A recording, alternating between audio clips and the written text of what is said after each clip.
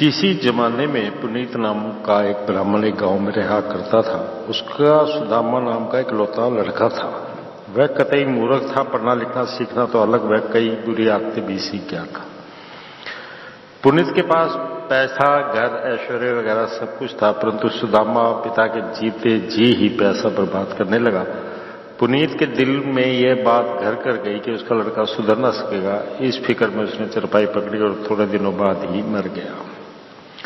पिता का साया हटा कि नहीं, सुदामा पैसे को हाथ की मैल की तरह साफ करने लगा। देखते देखते पैसा खत्म हो गया, सिर्फ घर और घर का दलाल बाकी रह गया।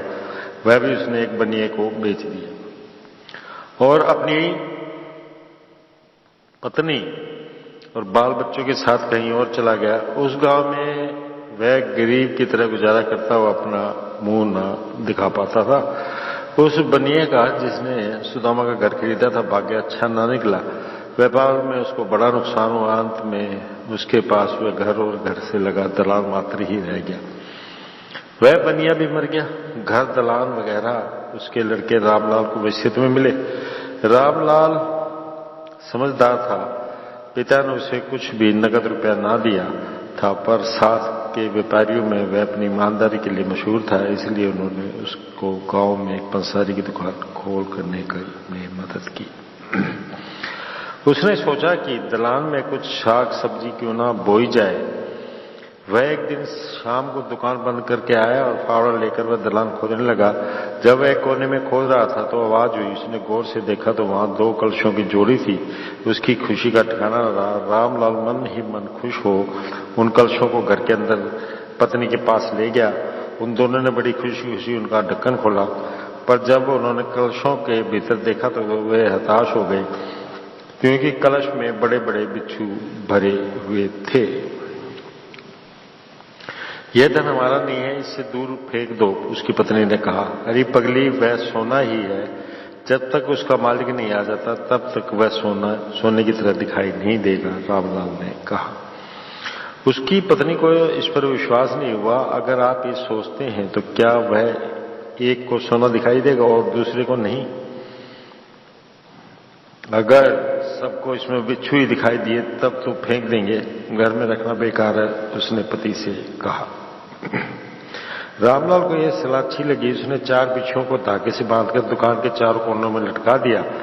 जो कोई दुकान पर आया उसको वे बिच्छू दिखाई दिए। भाई, दुकान में मरे हुए बिच्छू क्यों लटका रखे हैं? सब उससे पूछा करते थे। गरीब हूं, क्या करूं? किसी ने कहा कि बिच्छू महालक्ष्मी है, तो मैंने इसलिए उसी को यहां लटका दिया। रामलाल ने पूछने वालों से यूं कहा करता, लक्ष्मी बिच्छू में क्यों होगी? कौन जाने क्या है? वे गुनगुनाते चले जाते। कुछ दिनों बाद एक ब्राह्मण नौजवान उसकी दुकान पर आटा ताल खरीदने आया। जब रामलाल ने उनकी पोटली बांध रहा था तो ब्राह्मण नवयुवक ने दुकान के चारों ओर देखते हुए कहा, आप तो बहुत रईस मालूम होते हैं। कीमती गहनों को धागों से बांधकर लटका रखा है। अगर सोना इतना अधिक है तो हम जैसे गरीब को बुलाकर दान क्यों नहीं दे देते? कुछ पुण्य तो मिल जाता। वह हंस दिया। रामलाल चौंका। क्यों नहीं, आइए, घर में सोना भरा पड़ा है, दान ले जाइए, इससे मुझे बड़ी खुशी होगी। कहता कहता वह उठा।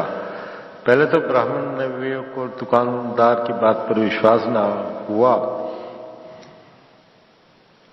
परंतु इस बीच रामलाल ने फिर कहा, मजाक नहीं है भाई, आइए दान ले जाइए। ब्राह्मण रामलाल के साथ गया। रामलाल ने कलशों का जोड़ा उसके सामने रखकर काम मंत्र पढ़ी और दान ले लीजिए।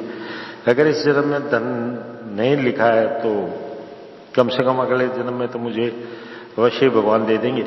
ब्राह्मण ने दान ग्रहण कर लिया। उसने कलश खोलकर देखा, दोनों में सोना ही सोना था। वह यह सोच भी नहीं पा रहा था कि बनिए ने इतना दान उसे क्यों दिया था। घर देखने से बनिया गरीब ही लगता था। कुछ तो आप रख लेते, सारा का सारा मुझे ही दे दिया। उसने रामलाल से पूछा, अखड़ा अगर रखना चाहूं तब भी नहीं रख सकता हूं, भाग्य में लिखा होना चाहिए। कहते हुए रामलाल ने सारी घटना सुनाई। यह सुनने के बाद ब्राह्मण नवयुवक ने कहा, तो ऐसी बात है, तब तो ये घर हमारा ही है, हमारे बाप दादों का यही गांव था। मेरे पिता यहाँ सब बेच बाच कर कहीं और चले गए थे। मैंने छुटपन से गरीबी के सिवा कुछ नहीं देखा है। अब मेरे भाग्य में मुझे आपके पास ले आया, परंतु मेरी एक इच्छा है, अगर आपने मेरी इच्छा को पूरा करने का वचन दिया तो मैं दान ले लूंगा, नहीं तो मुझे संतोष नहीं होगा। कहिए, होश का तो कर दूंगा, रामलाल ने कहा।